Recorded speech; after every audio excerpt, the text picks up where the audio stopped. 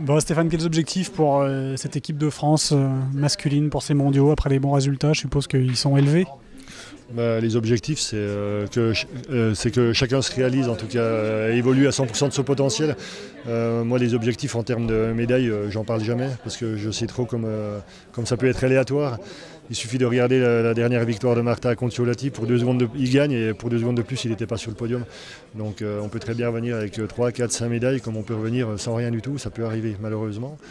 Après, c'est vrai qu'avec les résultats qu'on a depuis le début de saison, ce serait vraiment une déception si on repartait sans rien, il ne faut pas se le cacher. Et on ne le cachera pas, on a effectivement des objectifs, même si on ne les chiffre pas, qui sont élevés.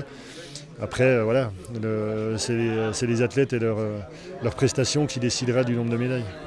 Une belle locomotive avec Martin, je suppose que ça tire aussi tout le groupe.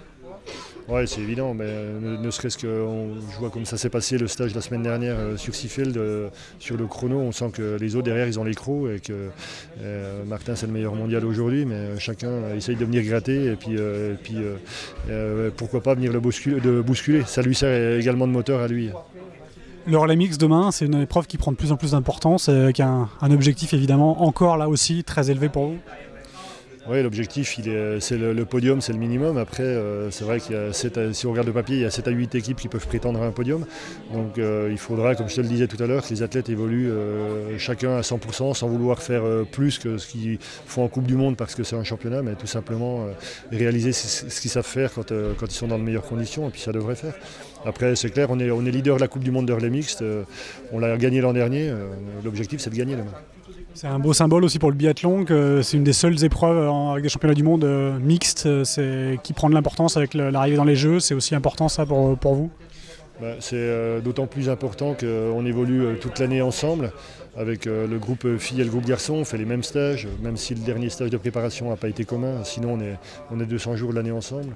Donc chacun a envie d'obtenir un super résultat demain pour les autres et pour l'équipe. Et puis sur le mix, finalement, ça démontre, c'est ce qui va témoigner du niveau réel de la nation, que ce soit, en tout cas, hommes et dames confondus. Bon, Lionel, simplement les objectifs globaux de ces mondiaux. Alors pour les filles, il y a des médailles en relais évidemment, et puis en individuel peut-être aller chercher une surprise. Oui, bien sûr. Bon, allez, premier objectif, comme je l'ai dit tout à l'heure, c'est le relais. En étant en tête des classements, de toute façon on aura le panneau, donc on sera attendu forcément, on l'est à chaque championnat, à chaque JO. Donc voilà, on va essayer déjà de réussir cet objectif-là. Ça ne sera pas simple parce qu'il y aura à mon avis beaucoup de pression, parce que mine de rien, voilà, on nous attend à chaque fois.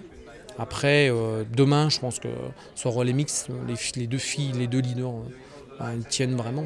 Je pense que ça peut lancer les championnats du monde. Donc, je pense que malgré tout, on ne peut pas dissocier garçons et filles là, mais je pense que pour ma part, en fait, pour la part fille, je pense que demain les 2 filles, elles sont vraiment très motivées pour ça, parce que voilà, elles savent que ça peut lancer les championnats de belle manière. Et puis enfin, à force de tourner en rond autour de ces podiums, si on arrive à tout rassembler, et il faudra que tout soit rassemblé, oui, pourquoi pas, médaille en individuel, voilà, Marie-Laure, si tout est rassemblé, ce qui n'a pas forcément été le cas tout au long de l'hiver. On a toujours eu des petites choses qui n'étaient pas en faveur des leaders, et si là, ça veut aller dans le sens, et que allez, les 4-5 gros paramètres sont là, je pense que la médaille en individuel n'est pas impossible. Pour rester sur ce relais mixte, c'est une discipline olympique, c'est la première fois que vous allez courir un championnat du monde de relais mixte en tant que discipline olympique. Du coup, ça renforce l'importance de cette discipline en vue des Jeux. Ouais, mais forcément, voilà, quand on voit les gens, les nations engagées avec les non engagés, je veux dire, bon, c'est que des grosses équipes, c'est que des gros noms. Demain, ça va être un relais de très très haut niveau, c'est indéniable. Et puis, voilà, ça sera au jeu, donc de plus en plus les nations jouent sur ce relais. Et je pense que c'est très très bien. C'est aussi un relais où beaucoup de nations peuvent venir jouer aux avant-postes. Et du coup, tout va vers le haut, les courses sont plus relevées, et du coup, ça en fait quand même une épreuve attractive.